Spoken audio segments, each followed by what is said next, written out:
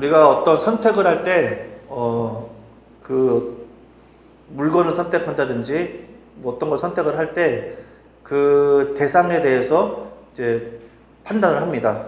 예를 들어서, 우리에게 10,000원이 있다고 가정을 했을 때, 편의점에서 뭐 삼각김밥, 뭐 컵라면, 음료수, 뭐 간식거리로 한 끼를 때울 것인지, 아니면 같은 10,000원으로 국밥 한 그릇을 먹을 것인지 고민하는 것은 그 10,000원이 제공하는 양적, 질적 측면을 고려한 선택이라고 할 수가 있어요. 근데 이러한 선택의 기준들이 그 사물뿐만 아니라 사람 사이에서도 적용이 된다는 얘기입니다.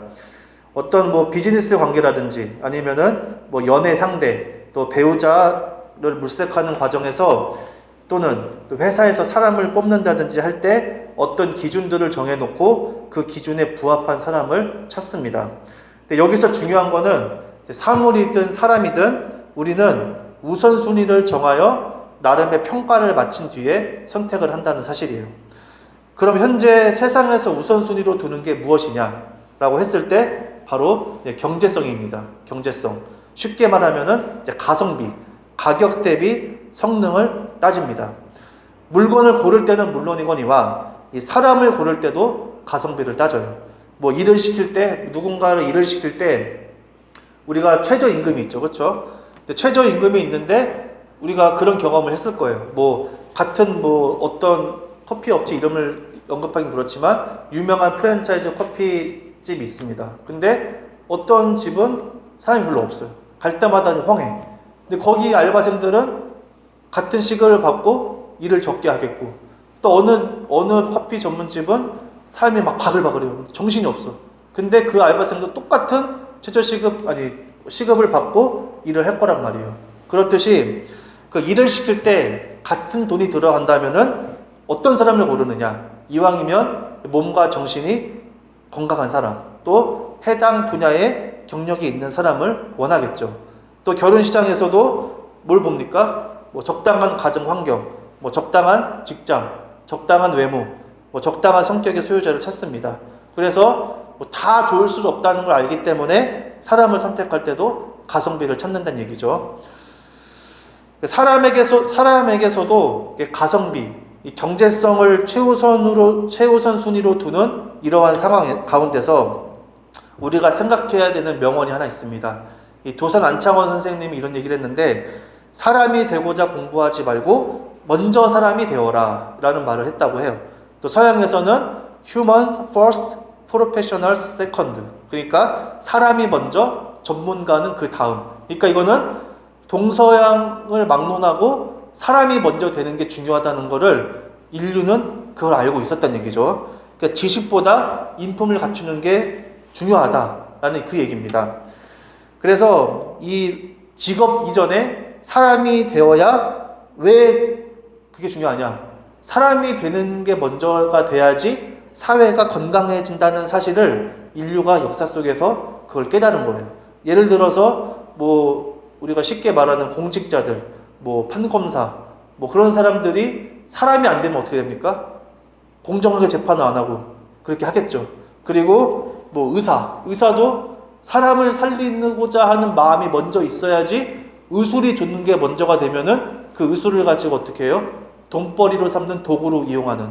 그래서 지금 뭐 우리나라 뭐 의대에 가려고 막 의대 학원 생기고 하는 게 갑자기 우리나라 국민이 갑자기 사람을 살리고자 하는 마음이 생겨서 그런 게 아니잖아요.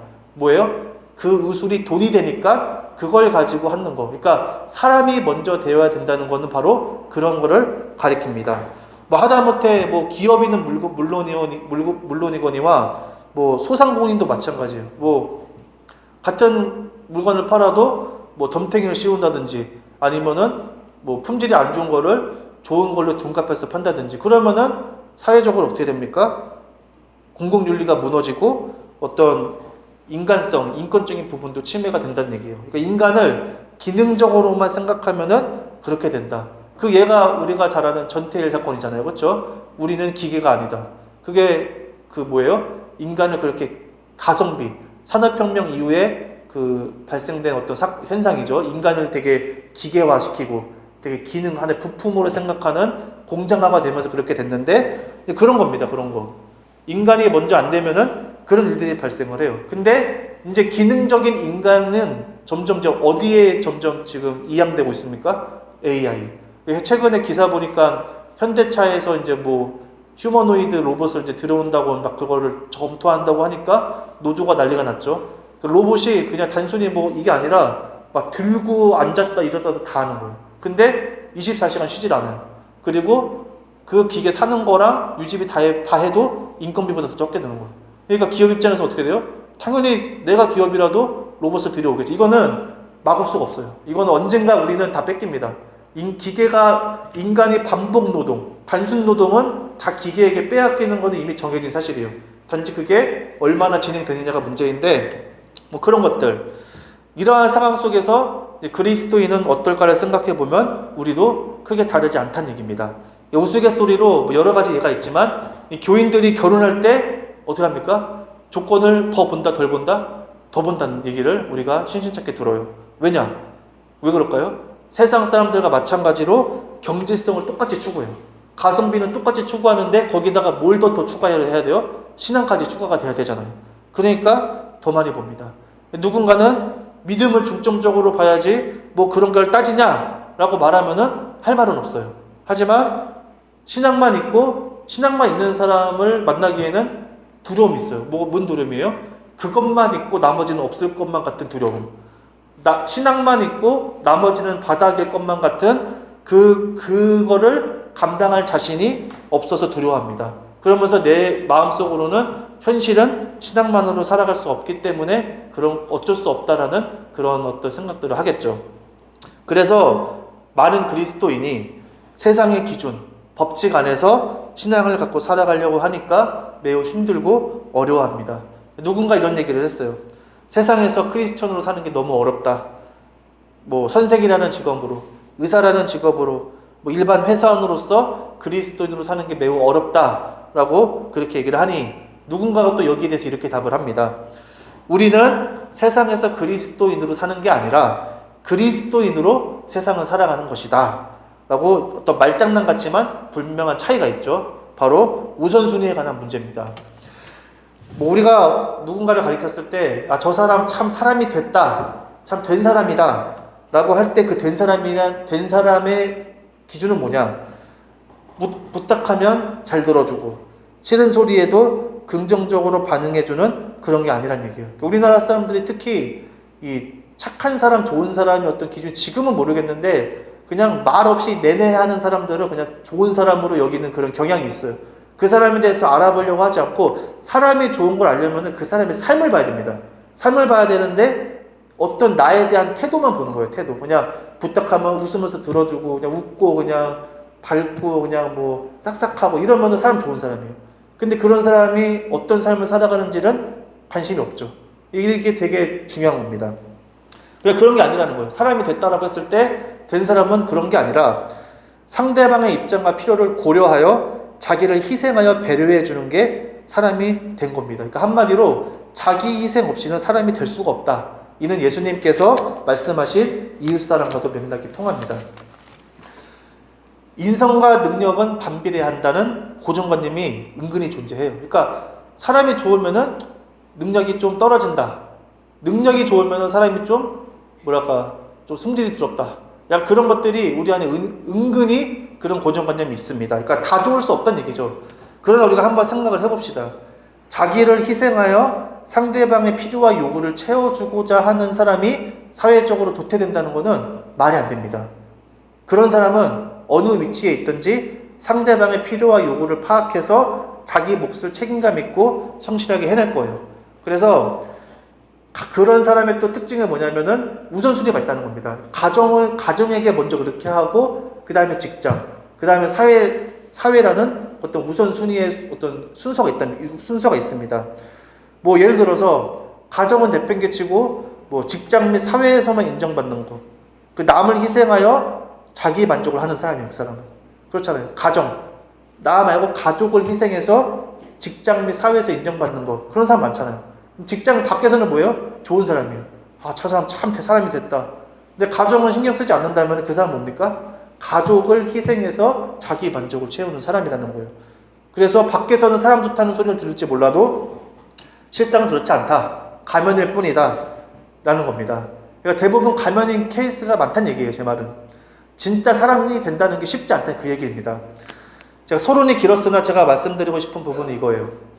내 안에 기독교적인 요소들을 얼마나 가지고 있고 이걸 얼마나 잘 갈고 닦았느냐가 중요한 게 아니라 기독교인으로서 성능적인 부분이 있습니다. 기독교적인 사고, 행동, 습관, 문화 이런 것들을 내 안에 얼마든지 탑재할 수 있어요. 근데 중요한 건 내가 어떤 능력을 갖췄는지보다 사람이 되는 게 먼저인 것처럼 그리스도인도 뭐가 먼저입니까? 그리스도인이 되는 게 우선이라는 얘기예요. 삶에서 예수님의 성품이 나타나고 성령의 역사가 나타나고 하나님의 일을 경험하는 것보다 무엇이 중요하냐? 바로 그리스도인이 되는 게 중요하다 이 말입니다. 교회가 이렇게까지 무너진 이유 중에 가장 큰 이유 중 하나가 뭐냐? 바로 이중성이에요. 이중성 때문입니다. 겉으로는 하나님의 말씀, 하나님의 은혜, 감동을 말하지만 실제 행동은 세상 능력을 추구하는 모습에 사람들이 질린 거예요. 그래서 예전만 해도 수요 예배, 금요 예배, 주일 예배, 주 3일 예배 드리고 기도 안 빠지고 열심히 봉사하며 신앙생활을 했는데 왜 세상 사람들의 가치관을 가지고 살아가며 그 능력을 추구하는 그 흐름에 매여 있느냐? 우리가 경험해봤잖아요. 교회 생활 열심히 하는 사람 수두룩 빽빽이에요. 많이 봤어요. 근데 그 사람들을 잘 얘기하는 거 들어보면은 별로 세상 가치관이 세상 사람과 다르지 않아요. 똑같이 세상 사람들이 원하는 길을 걷고자 하고 추구하고 단지 그 길을 추구하는 데 있어서 장애물과 어떤 고난이 있지 않기를 바라는 그것뿐이지 세상 사람과 추구하는 게 그리 다르지 않단 말이에요. 종교생활 열심히 하지만. 근데 왜 그럴까? 그 이유는 뭐냐면은 바로 그리스도인이 먼저 되어본 적이 없기 때문입니다. 그리스도인이 되어본 적이 없는 사람은 이 디모데전서에 기록되었듯이 경건을 이익의 방도로 생각을 해요. 신앙이 철저히 자기중심적입니다. 내 마음과 내 삶의 평안을 위해서 열심히 신앙생활을 한 거예요. 자기 필요에 의해서 자기 자신을 숭배한 꼴이 되어버린 거죠. 그럼 그리스도인이 된다는 게 그럼 무엇이냐? 우리가 뭐가 되기까지는 순서가 있습니다. 그냥 딱 한 번에 되는 게 아니라 사람도 깐난애기 젖먹이하고 기어다니고 그런 것처럼 모든 일에는 다 순서가 있어요. 마찬가지로 이 그리스도인이 되는 것도 순서가 있습니다. 신앙은 하나님과 나와의 관계로 출발해요. 관계. 사람들이 이것부터 못합니다. 하나님과의 관계를 출발하는데 다 누구와 관계를 출발해요? 교인들과의 관계, 목사와의 관계로 출발을 해요. 물론 교인과 목회자를 통해서 하나님을 가는 게 맞지만 제가 곰곰이 생각을 해보니까 우리나라 사람들 대부분이 이 교인들 보고 신앙생활하고 목사 보고 신앙생활해요. 그러니까 그리스도인이 돼본 적이 없는 거예요. 이상한 거예요. 뭔가 구조가 이상해요. 물론 교회라는 구조가 그런 건 아닌데 그렇게 뭔가 이상하게 기형적으로 된 거를 우리가 쉽게 발견할 수가 있는 거죠. 신앙은 하나님과 나와의 관계를 출발을 해요. 그래서 뭐가 있습니까? 반드시 첫 만남이 있어요. 아브라함도 하나님과의 첫 만남이 있었고 이삭도 있었고 야곱도 있었고 요셉도 다 있었어요. 첫 만남이 있었단 말이에요. 그리고 그 첫 만남이 있은 다음에 뭐가 있냐? 하나님의 말씀과 약속을 듣게 됩니다. 그 듣게 된 다음에 뭐가 있냐? 거기에 대한 나의 자발적인 동의가 있어요. 하나님 앞에 내가 동의를 하는 거예요. 그 후에 하나님 안에서 살아가는 것이 신앙생활입니다.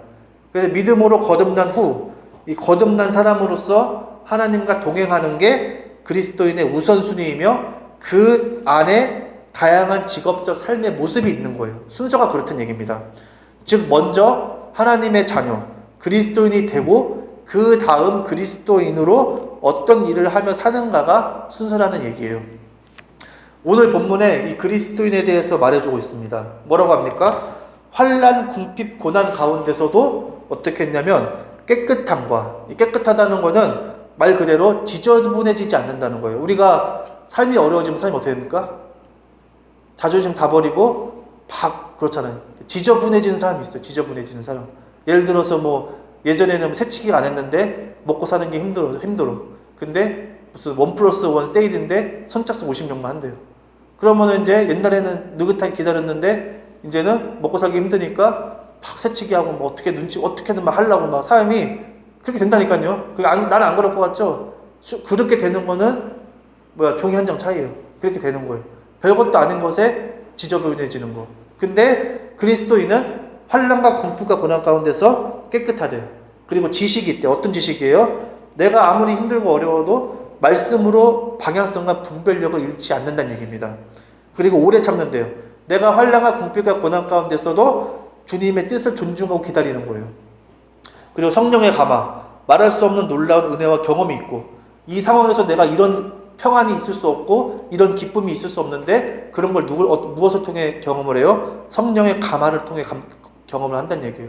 그리고 거짓이 없는 사랑.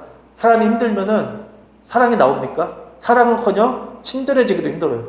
그런데 거짓이 없는 사랑이래요. 의무적으로 내가 하나님을 믿으니까 의무적으로 사랑하는 척이 하는 게 아니라 진심 어린 사랑이 나타나는 게 이 그리스도인이라고 성경은 말하고 있습니다. 또 마지막 10절에는 뭐라고 합니까? 근심하는 자 같으나 항상 기뻐하고 가난한 자 같으나 많은 사람을 부유하게 하고 아무것도 없는 자 같으나 모든 것을 가진 자를 그리스도인이라고 해요. 여러분 이런 사람 본 적 있습니까? 저는 거의 없다고 봐요. 거의 없어요. 거의. 5손가락에 꼽을 수 있어요. 그러면 이 말은 무슨 말이에요? 그리스도인이 되는 게 먼저인데 그리스도인이 되지 않고 신앙생활 하는 사람이 수두룩 빽빽이라는 얘기입니다. 그러니까 힘든 거예요. 그러니까. 사람이 되지 않고 사상을 살아가니까 힘든 것처럼 그리스도인이 돼본 적이 없는데 그리스도인 것처럼 살아가니까 힘든 겁니다. 이 비밀을 알고 이렇게 살아갈 수 있어야 그리스도인이 되었다고 할 수가 있다는 얘기예요. 그럼 그리스도인이 되는 게 왜 중요하느냐? 이거 왜 우리가 그리스도인이 돼야 되느냐? 이거는 이 정체성에 관한 문제고, 정체성은 곧 무엇과 연결이 되냐면은 영원한 운명과 연결이 되기 때문이에요. 우리가 예수님 앞에 섰을 때 예수님이 무엇을 보시겠습니까? 예수님은 우리의 신분을 봐요. 신분. 우리 성경에 나오잖아요. 우리가 믿음으로 구원받아 거듭나서 하나님의 자녀가 되었다. 새로운 신분을 얻었다. 법적 신분이 바뀐다는 걸 계속 강조해요. 그것처럼 예수님이 우리를 딱 보고 내가 누구인지를 보시지 내가 무엇을 했는지를 보시지 않아요. 이 말은 뭐냐면은 진짜 내가 이 세상에서 개판처럼 살아도 하나님의 자녀인이 됐다 이 말이 아니라, 이 말은 진정 그리스도인이라면 하나님의 뜻대로 하고 살았을 거란 얘기입니다. 우선순위가 분명하면은 뒤에는 볼 것도 없는 거예요. 예를 들어서 우리가 그렇잖아요. 하나를 보면 열을 안다. 이 말이 있잖아요. 그리스도인이 된 사람이 굳이 그 사람 행동 조사 안 해도 그 사람은 그렇게 살았을 거라는 결론이 나온다는 얘기입니다. 그 얘기예요. 그래서 우리가 무엇을 함으로써 좋은 신앙인임을 증명하는 게 아니라 무엇을 하기 이전에 내가 그리스도인이면 예수님 말씀대로 사는 게 자연스러운 순서란 얘기입니다. 우리가 예수님 말씀처럼 왜 못 사느냐? 그리스도인이 되지 않았기 때문이에요. 그게 정체성이 분명하지 않기 때문에 말씀대로 살기가 어려운 겁니다. 그리스도인이 아님에도 그리스도인처럼 행동할 수가 있다고 성경은 분명히 얘기하고 있어요. 성경에 나오잖아요. 알곡과 가라지가 같이 있어요. 항상 같이 이렇게 엉켜 있단 말이에요. 그래서 종이 이거 다 할까요 하니까 그러다가 알곡도 상하니까 나중에 내가 다 따로 정리해서 할 거다라고 주인이 말씀하잖아요. 똑같은 겁니다.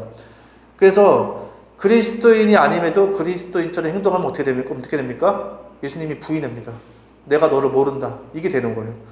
그래서 그리스도인이라는 정체성이 확실하면 다른 행동을 할 수가 없습니다. 그래서 우선순위가 먼저 그리스도인이 되는 게 중요하다라고 얘기를 하고 싶어요. 우리가 그리스도인이 된다는 게 무엇이냐라고 했을 때 그 말씀 교리적으로 말할 수 있습니다. 믿음으로 구원에 대해 확신하고 하나님을 의지하며 말씀을 붙들고 사는 것이 그리스도인입니다 라고 할 수 있지만, 우리는 좀 더 구체적인 게 필요하죠. 여러 가지가 있지만 제가 그리스도인이라고 할 만한 사람들의 공통점을 곰곰이 생각을 해봤어요. 근데 그리스도인이 되려면은 이게 필요한 것 같아요. 뭐냐면은 바로 이 걱정 근심을 안 하는 겁니다. 걱정 근심 일어날 수 있어요. 예수님이 그거 갖다 뭐라 안 해요. 걱정 근심 하는 걸로 뭐라 안 하는데 그 이후에 그걸 어떻게 다루냐로 예수님이 말씀하십니다. 그게 나를 올가매도록 내버려 두면 그건 뭐예요? 난 아직 그리스도인이 덜 됐던지 아닌 거예요. 왜냐하면 이 걱정 근심만큼 불신앙도 없기 때문입니다. 그런 의미에서 우리는 어때요? 매 순간 믿음의 시험을 치르는 거예요. 걱정 근심이 자꾸 생길 수는 없는 상황이잖아요. 그러니까 우리는 항상 뭐예요? 믿음의 시험을 항상 치르는 거고, 예수님께서 그래서 육은 원이로되 마음은 원이로되 육이 약하다, 늘 깨어있으라고 말씀하신 이유입니다. 그러니까 하나님을 신뢰하지 못하고 믿지 못한다는 강력한 증거가 걱정, 의심에 빠져 사는 거예요. 그래서 제가 곰곰이 생각을 해봤어요. 참 그리스도인을 딱 보면은, 하나님의 역사가 분명한 참 그리스도인을 딱 보면은 특징이 뭐냐면 걱정, 의심이 없습니다. 걱정, 의심이 없어요. 그냥 누군가 봤을 때는 뭐 정신승리하는 것처럼 보이지만 그게 아닙니다. 진짜 걱정, 의심이 없고, 그런 일이 있으면은 기도한대요. 기도하고 가장 좋은 방법으로 응답하신다는 거를 믿어요. 진짜 믿어요, 그거를. 그 믿음이 있으니까 얼굴에 근심이 없어요. 없어도 없는 대로 살고, 있어도 있는 대로 사는 거예요, 그냥. 걱정, 의심이 진짜 없어요, 그냥. 하나님을 전적으로 믿고 신뢰하니까 근심, 걱정, 의심이 없는 거예요. 근데 우리가 보면은, 저도 목사지만 목사들도 걱정, 의심 안 할까요? 큰 교회 목사일수록 걱정, 의심 안 하고 작은 교회 목사일수록 걱정, 의심을, 뭐 그런 게 아닙니다. 큰 교회, 작은 교회 문제가 아니라 걱정, 의심을 하냐 안 하냐는 얼굴에 다 드러나요. 그래서 이게 저는 가장 중요하다고 생각을 합니다. 이 걱정, 의심이 왜 일어납니까? 내가 설정한 목표가 안 되니까 걱정, 의심하는 거예요. 난 이렇게 안 하면 죽을 것 같으니까, 그거 안 되면 죽을 것 같으니까 걱정, 의심하는 거예요. 근데 내가 없으면은 걱정, 의심이 안 되는 거죠. 주님께 다 맡겨버렸기 때문에. 어떤 미국 목사님의 일화를 제가 봤어요. 그 목사님이 이제 성도 수가 많아져서 교회를 옮겨야 되는데, 목사가 돈이 어디 있어요? 없어요. 재정이 없는 거예요. 그래가지고 기도하는데 어떤 이제 성도분이 이제 하나님께서 마음에 감동을 주셔서 이렇게 했습니다 해서 재정이 생긴 거예요. 목사님이 아내랑 아주 막 부여잡고 막 발막 뛰면서 기뻐했다는 거예요. 근데 주님께서 이렇게 마음으로 말씀하셨대요. 너는 나로 인하여 그렇게 기뻐한 적이 있냐고. 그래서 그 목사님 충격을 먹었대요. 뭐예요? 우선순위가 바뀐 거예요. 그러니까 그 후로 그 목사님이 기도하지 않은 걸로 뭐가 좋은 게 오면은 다 거절을 했대요. 다 거절을 했다는 거예요. 내가 필요한 거예요. 필요한 건데, 나 이거 기도 안 했는데 왜 이게 나한테 왔지? 아무리 좋아 보여도 그거를 거절을 했다는 거예요. 우리도 그런 경험이 많잖아요. 그렇죠? 그래서 교회 생활 열심히 오래 해도 이 물질적인 걸로 희비가 이렇게 갈리면은 다시 생각을 해봐야 된다. 이 얘기. 여기서 우리가 자유로울 수가 없어요. 그리스도이기는 하지만 내가 물질적인 걸로 막 희비가 갈린다. 그러면 정체성 확립이 덜 된 겁니다. 그러면은 세상 유혹에 흔들려서 무너질 수 있기 때문에 주님이 무엇이 우선순위로 두어야 할지 가르쳐 주신 거예요. 그 미국 목사님의 일화는 주님이 가르쳐 주신 겁니다. 우선순위가 무엇인지를 알려주신 거예요. 즉 주님만이 나의 기쁨이자 전부여야 그리스도인이 된 거라고 저는 봐요. 정말 주님만이 나의 기쁨이고 전부여야지만 그리스도인이 된 거라고 저는 봅니다. 본문 10절에 뭐라고요? 근심하는 자 같으나 항상 기뻐한다 라고 얘기를 했어요. 현실적으로 걱정, 근심거리가 가득합니다. 남들이 보면은 못 살아. 저 정도 상황이면 살 수가 없어. 스트레스 받아서 암 걸리든지 죽을 수밖에 없는 걱정, 근심이 가득해요. 근데 주님으로 인해 항상 기뻐할 수 있는지가 그리스도인지 아닌지를 알 수 있는 척도라고 저는 봐요. 그리스도인의 정체성은 뭐냐? 기쁨입니다. 기쁨. 이 그리스도인의 기쁨이 있어요. 근데 그 기쁨은 어디서 오냐면은 하나님에 대한 전적인 신뢰로부터 옵니다. 신앙은 복잡하지 않아요. 결국 주님을 향한 전적인 믿음과 신뢰가 있냐 없냐, 그것뿐입니다. 있냐 없냐, yes or no지 뭐 다른 게 있지가 않다는 얘기죠. 그리스도인이 되는 게 삶의 우선순위인 이유는 그래야지 예수님의 말씀이 삶에 나타나기 때문입니다. 예수님께서 너희는 세상의 빛이라고 했어요. 예수님이 가리키는 너희는 누구예요? 그리스도인이에요. 그리스도인은 세상의 빛이다. 세상의 빛이 되라 이게 아니라 너는 그냥 빛이래요. 그냥. 왜냐? 왜 빛이냐? 성경에 뭐라고 합니까? 상전에게, 윗사람에게 죽게 하듯이 하라고 했고, 노예, 아랫사람에게는 주님이 나를 사랑하는 것처럼 대하라고 했어요. 세상에서는 사람을 대할 때 어떻게 합니까? 경제력, 능력을 기준으로 대합니다. 근데 그리스도인은 오직 죽게 하듯이 사랑으로 하니까 어찌 빛나지 않을 수가 있겠냐는 이 말이에요. 세상에는 없는 구별된 거룩한 모습으로 살기 때문에 너희는 세상의 빛이라고 예수님께서 말씀하신 겁니다. 그리스도인은 이 세상에 없는 방식으로 예수님의 방식으로 사람을 대하기 때문에 모든 일을 그렇게 하기 때문에 이 세상에는 그런 게 없단 말이에요. 그러니까 너희는 빛이라고 예수님께서 딱 정해서 말씀을 해주신 거란 얘기예요. 그러니까 우리가 성공해서 빛이 되라 이게 아니라 우리는 이미 빛입니다. 그리스도인은 빛이라는 것을 우리가 분명하게 알 수 있다는 얘기예요. 그런 의미에서 진정한 그리스도인, 참 그리스도인은 어때요? 세상에서도 인정을 받습니다. 안 받을 수가 없어요. 주님이 말씀하셨잖아요. 세상의 빛이다. 세상의 빛은 위로 올려서 다 비추지 않느냐. 그러니까 빛이 안 날 수가 없다는 이 말입니다. 주님의 말씀처럼 사랑으로 하는데 어떻게 잘 안 될 수가 있겠느냐 이 말이에요. 그리스도인은 나를 위해 피 흘려 죽은 예수님의 말씀이기 때문에 원수를 사랑하는 지점까지 사랑으로 나아가려고 했습니다. 진짜 그리스도인은 예수님을 생각해요. 항상 고난을 받아도 예수님을 생각하고 나를 위해 죽으신 예수님의 그 사랑을 진짜 가슴에 품고 살기 때문에 원수를 사랑하라는 그 어떤 의무적인 어떤 기율에 매이지 않고 그 지점까지 나아가려고 자신이 자발적으로 애씁니다. 세상 흐름과 타협하지 않고 말씀 그대로 밀고 나가지만 그 안에는 뜨거운 사랑이 있어요. 상대방이 잘 되기를 바라는 마음과 행동이 있고 그 필요를 채워주려 하는 게 있기 때문에 그래서 그게 그리스도인이라고 불려지게 된 겁니다. 그래서 그리스도인은 세상에서 소위 성공한 사람들보다 더 빛이 나요. 근데 그걸 이렇게 성경은 뭐라고 합니까? 기이한 빛이래요. 빛은 빛인데 세상에서 보지 못하는 빛이니까 사람들이 어떻게 해요? 그 기이한 빛을 보고 따라 들어가는 거. 저게 뭔가 하고 들어가니까 그 빛 가운데 누가 있느냐? 예수님이 있다. 그렇게 해서 나에게로 인도하라라는 게 그리스도인의 사명인 거죠. 그리스도인에게는 반드시 고난은 있어요. 하지만 범사에 잘 안 될 수가 없습니다.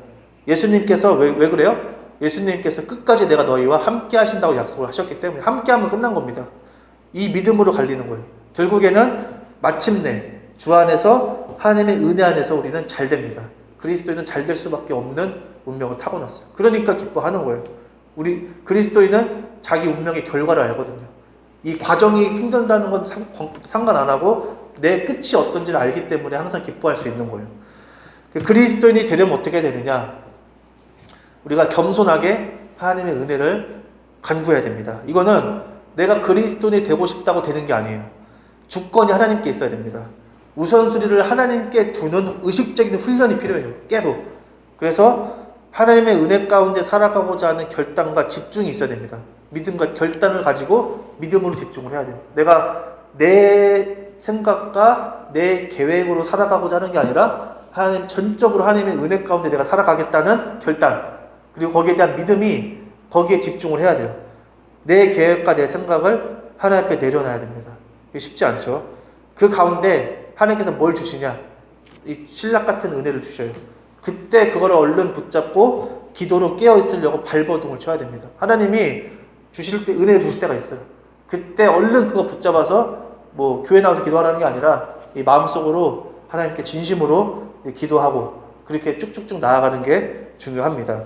그래서 늘 영적 긴장 상태를 유지할 필요가 있어요. 이거는 어떤 날선 모습으로 되게 예민해지려는 게 아니라 내가 주님을 인식하고 살아가는지, 무엇이 나의 중심이고 무엇이 나를 이끄는지 늘 확인하는 습관을 가져야 된다는 얘기입니다. 특히 아무것도 할 수 없는 존재라는 걸 깨달으면 깨달을수록, 내가 무력하다는 걸 느끼면 느낄수록 그리스도인이 될 확률이 높아요.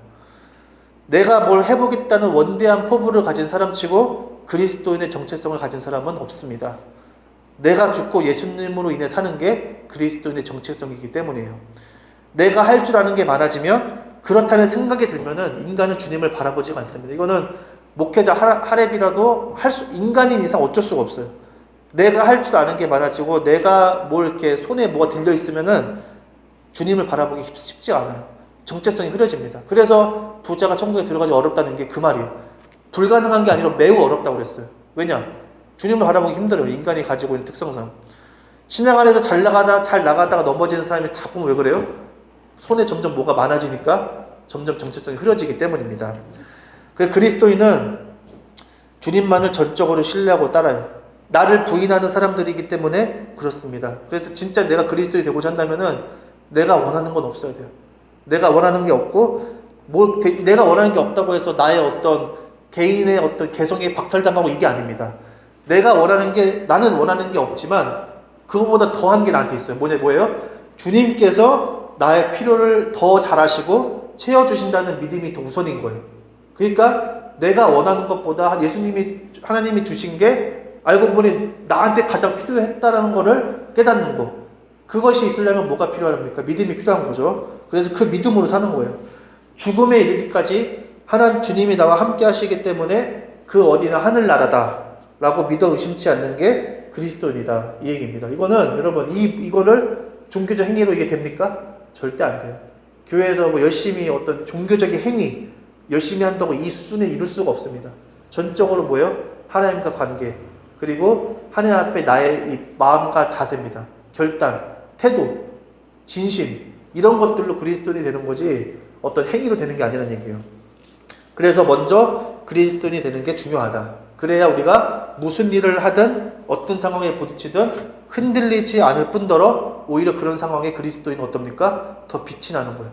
그래서 세상 사람들이 그 빛을 보고 예수님을 찾는 거죠. 심지어 그리스도인이 되면 뭐가 좋으냐? 잘 돼도 넘어지지 않아요. 저는 이거를 딱 적으면서 뭔 생각이 딱 들었냐면은, 우리가 하나님께 복 받기 원하잖아요. 가장 얻기 힘든 복이 뭔지 아십니까? 내가 잘 돼도 넘어지지 않는 거. 그게 얻기 힘들어요. 여러분 보십시오. 아무것도 없는 상태에서 하나님이 많이 주신 복은 우리가 많이 들어봤어요. 근데 하나님으로 인해서 복을 많이 받아서 그것을 유지하고 신앙을 자손 대대로 계승했다는 거 들어본 적 있습니까? 없어요. 있긴 있는데 거의 없다고 봐야 돼요. 100에 하나입니다. 100에 하나. 그래서 잘 돼도 넘어지지 않는 신앙을 갖고 있는 게 그게 진짜 복입니다. 제가 봤을 때는. 가장 얻기 힘든 복. 하나님의 가장 큰 은혜라고 저는 생각을 해요. 하나님이 우리가 볼멘소리 하잖아요. 왜 나한테 복을 안 주시지? 왜 안 주시겠습니까? 내가 잘 되었을 때 그리스도인으로서의 정체성을 지킬 만한 준비와 그릇이 안 됐기 때문이에요. 우리가 부모와 자식 간의 관계가 마찬가지입니다.